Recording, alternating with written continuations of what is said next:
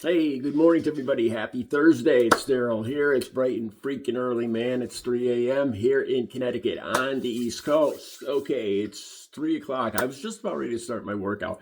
I was kind of getting some rhymes together in my head to do my daily street rhymes video. And I was looking over several stories that I was thinking about doing on Medicaid. I was thinking about doing it, especially about Medicaid, about these people in wheelchairs getting dragged out of the hearing on cutting Medicaid, and I was thinking about doing it on Bruce Springsteen. His opening concert in Manchester, bashing Trump, which I love.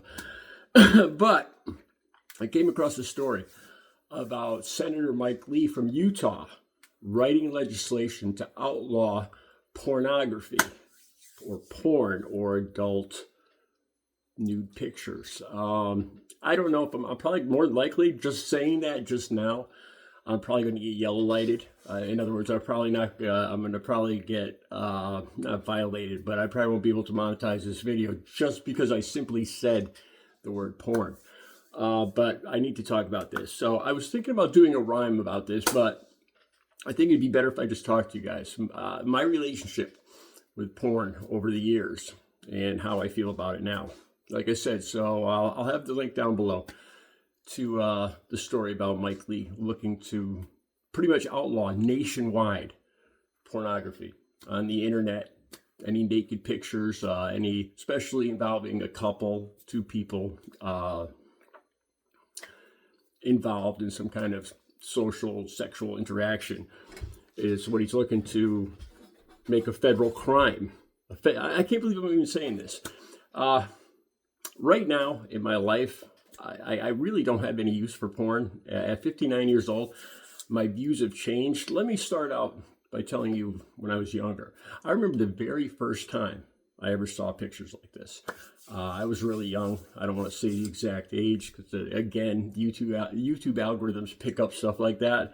If I say the age and what I'm talking about, people get really uptight. So I was young. And I remember the way it hit me. I was with my two female older cousins, and we found these magazines. And my older female cousins were disgusted, but I just, I didn't say anything, but I remember my face got all red, and I just felt my blood rush. And it was like a buzz. It was so intense. I was just drawn. I was hypnotized by these pictures. I didn't even know what I was looking at. I remember back then looking at this picture, and it was two women in a position like that, and it was looking at it endwise, and I thought it was one woman folded in half. Seriously.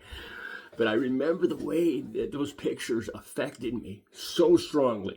Like I had a physical not just there, but I had a whole body physical reaction to these pictures, like just bam, intense. I was just hypnotized by these pictures, so I snuck back later to look at them. Where I lived in this state park, my father was the park ranger, and he passed away, and I'd go for bike rides around the park. And back then in the 70s, I guess guys would leave their house and bring their magazines with them to look at the park, to get away from their wives. I don't know, but I would find these magazines in the park when I was younger, and I would grab them, and I'd have a little stash of these magazines hidden in my house, in my bedroom when I was younger. And when I got older, after I got fired from my drafting job, I was a truck driver, and I actually had the job of delivering pornography throughout the state. I worked for a magazine distribution company, a newspaper and magazine distribution company. So like on Mondays, my truck would be filled to the brim with every name of men's magazine you could imagine. And I would go out through all the adult bookstores and CVS's and pharmacies, that had the displays back then. I don't know if they were the CVS's or pharmacies, but you know what I'm talking about, the mini marts. And I would deliver this stuff. And my company would keep these magazines. The ones that weren't sold were brought back to the company.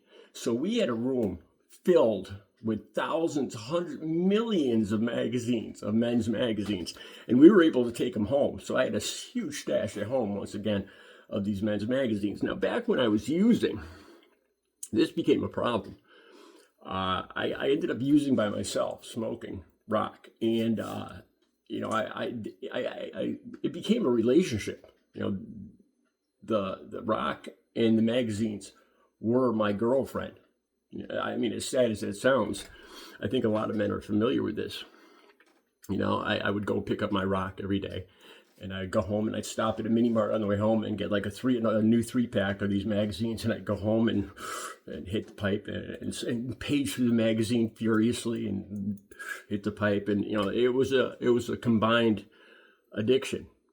I got clean October 23rd of 2006. I've been clean for over 18 and a half years, coming up on 18 years and 7 months.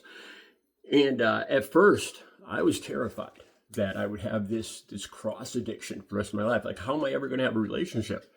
When I'm, it was so intertwined that I would see a pretty woman, like in a bikini, and I would automatically start thinking about my dealer's phone number, and vice versa. Like, as soon as I got the rock, I'd start thinking about magazines. They were so intertwined. I mean, I couldn't get aroused without thinking of smoking rock, and vice versa. That's how intertwined they were.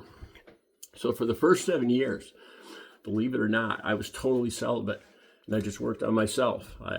Getting in shape, losing 90 pounds, getting all my teeth fixed, redeveloping the ties with my family, getting back to work, and all this stuff. And it faded. This is the good news that I could tell people, because I know a lot of other guys have this problem, and some women, especially with crystal meth too. I never really smoked crystal meth, but for some reason, the speed, the drugs that are amphetamines that give you a rush, they also affect the same part of the brain as pornography does.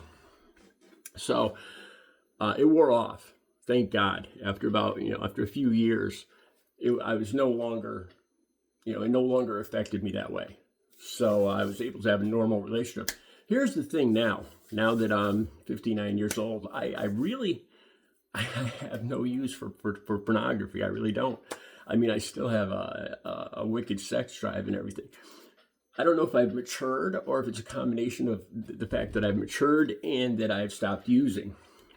But what really, I hate to say this, but what really excites me now, what arouses me, is being in a relationship with one person and knowing that person. The smell of their hair, the feel of their skin, the look of their eyes. The woman's body that I know.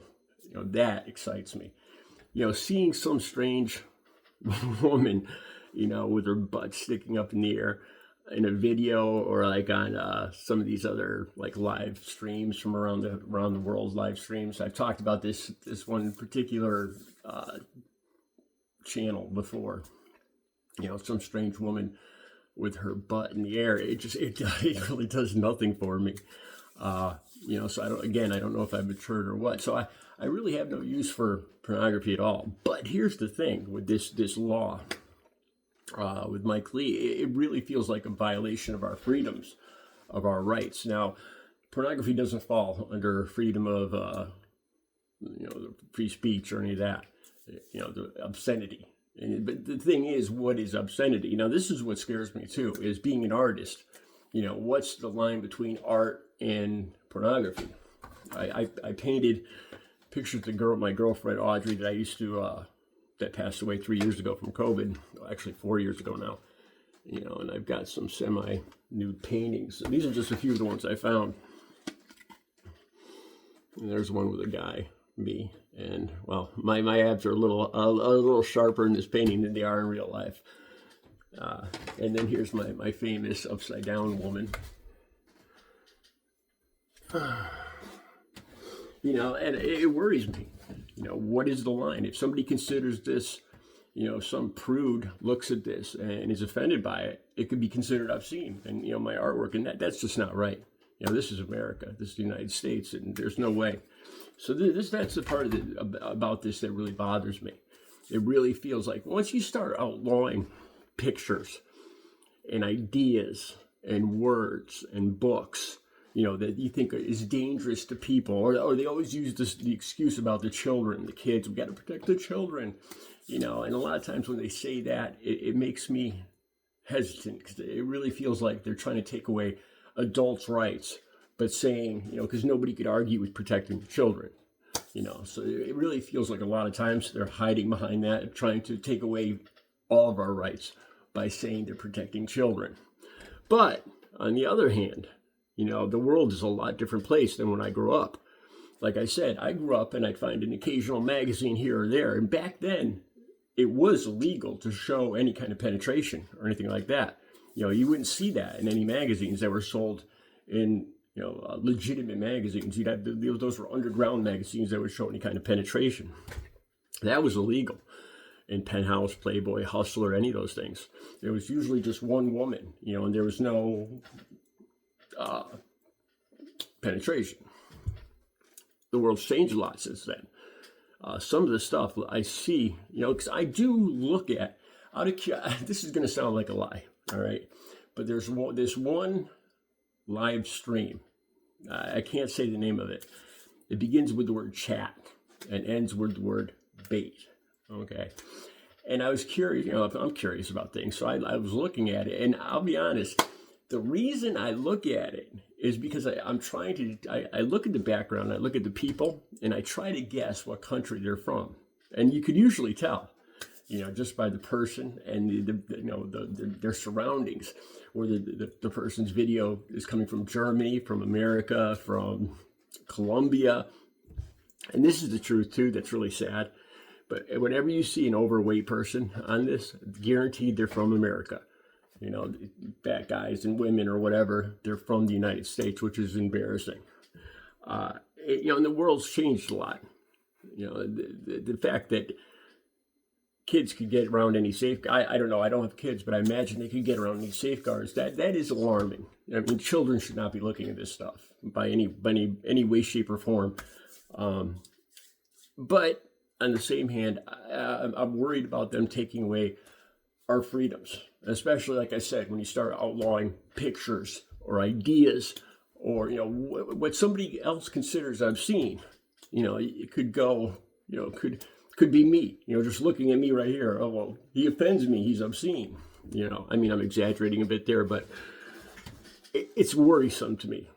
I'll just say that. All right. Let me know what you think. I'm probably still going to do a rhyme on I want to do a rhyme on the Medicaid and the wheelchair people, the people in wheelchairs being dragged out of the Medicaid hearing. I want to do a video. I want to do a rhyme on Bruce Springsteen and his rants against Donald Trump in Manchester, England. I believe it was yesterday or Tuesday. And those will be coming right up, as long as it's not raining outside, because I have a hard time doing the rhyming videos when it's pouring rain out there. All right, I'll be back with another video in a couple hours. You guys have a great Thursday.